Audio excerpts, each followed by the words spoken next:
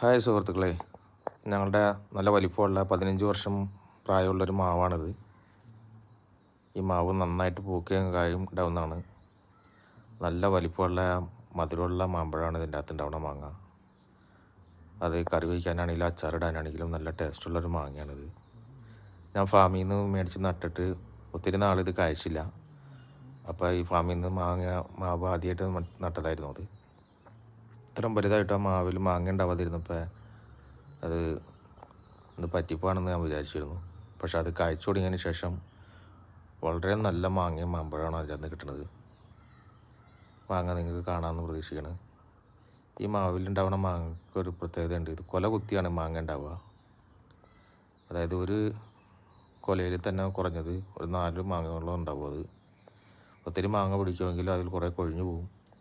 എന്നിരുന്നാലും അത് നന്നായിട്ട് വലിപ്പം വയ്ക്കുന്നത് ഒരു 4 മാങ്ങയിൽ കുറയാതെ ഒരു കൊലയിൽ അതുണ്ടാവും.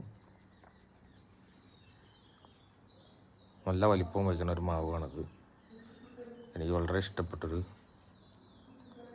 മാവാണിത്. Thank you for watching.